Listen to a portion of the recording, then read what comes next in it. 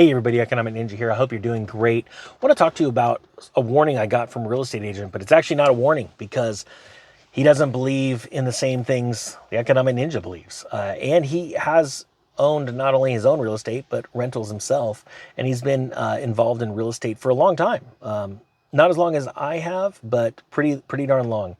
And and he's one of those real estate agents that believes that the area he's selling in is going to be not immune from a downturn, but nothing like other places because of the sheer lack of inventory on the market. But something just changed. And I want to talk about a conversation that we had. And I've worked with him before. I really like this guy, great real estate agent. And so what it was, the conversation was, hey, how are you doing? I haven't seen you in a year, kind of conversation. And how's the market? What's going on? He goes, well, there's definitely a shift. Some things have changed.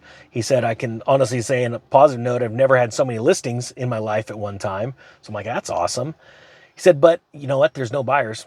He goes, nobody's got a real solid buyer. And it's funny because he's not the first agent in this week to tell me that exact same phrase. Matter of fact, I was talking to Scott Walters the other day. If you haven't seen Scott Walters on YouTube, check him out. And he said the exact same thing. He's down in one of the hottest markets in California as well, Camarillo area. I think it's Camarillo, down near Santa Barbara. And he said, nobody's got a buyer. Nobody's got a legit buyer ready to rock and roll. Now, going back to my other buddy, he actually just closed a property or got something into escrow yesterday because he had a buyer that wanted to buy a piece of property. And but his all of his listings, he said, what was interesting about that, he said inventory's increased. So that has happened, right? Now, in his area, it's nowhere near the amount of inventory that we're seeing hitting the market in the Bay Area, in Los Angeles, things like that, or any other, like Austin, Texas, things like that. But the facts are inventory has significantly increased. Along with that, he said that days on market have increased. And one thing that he said was really interesting, he said sellers are not happy. Sellers do not want to hear the brutal truth. And that is we're transitioning to a buyer's market. And you can't expect, and he's a really good agent. He explains things very upfront. Now, there's a lot of agents that bugs me. They just say anything to tickle your ears to get you to sign, allowing them to sell your house, right? And he was actually talking about this. He said, you know, a lot of these agents will get you in at whatever price. They let the sellers price the house. When in all reality, that's really a disservice to the sellers, because a good agent will put out some really great comps and talk about the changing atmosphere and the comps. A comparable sale in a market that is changing so fast like we're seeing right now is only good as how soon they happened, right?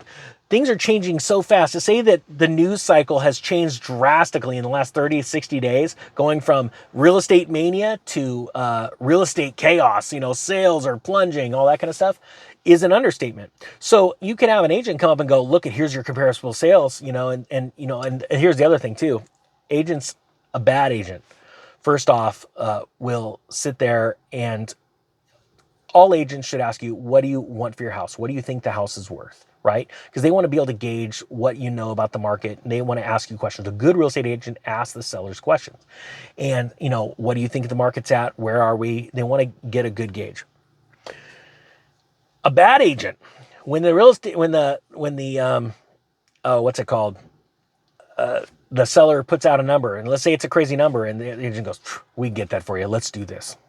I'm all for trying. Rather than going, let me bring you the comps, and let me bring you not only the comps, but now the current asks, because the market is changing so fast.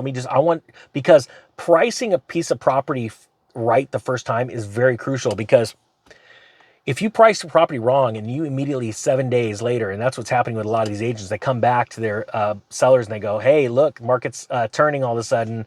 And, you know, we haven't had anybody looking at the property in 7 days. We should probably do a price reduction. That comes across as somebody that's really needing that property to sell, and buyers can take advantage of that, right? So there's all kinds of issues with pricing a property wrong.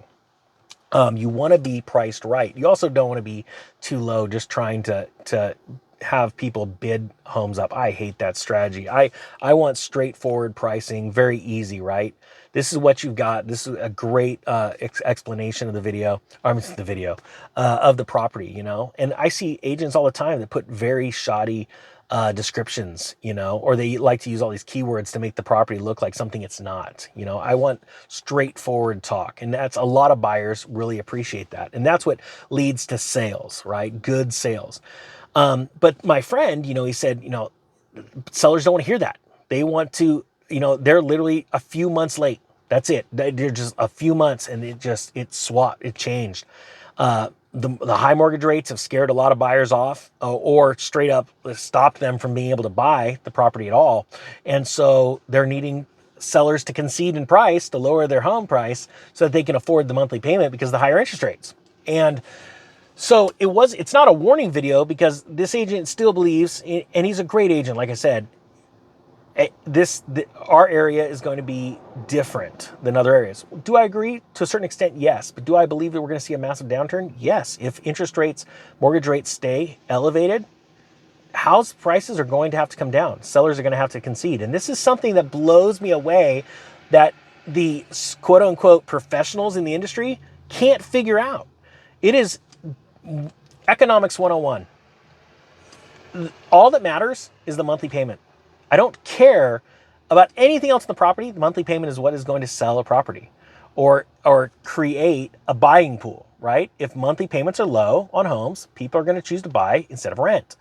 Now we've had this like unicorn running around in the rental market because rents are so high. That's forced a lot of people into the mortgage industry, right? Buying a home. But at the same time, pretty soon, people with those high rents are going to stop paying their rents. Why? Because food and energy costs are going up so much. And then we're going to have a myriad of foreclosures and additional, people getting kicked out of their rentals. So evictions, and then we're going to start having foreclosures for the same exact reason. Because even though those payments are fixed, energy is getting expensive.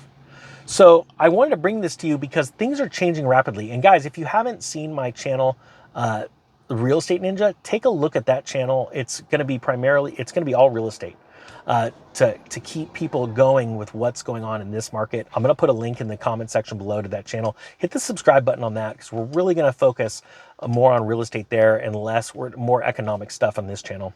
All right, guys, that being said, I thank you so much. The Economic Ninja is out.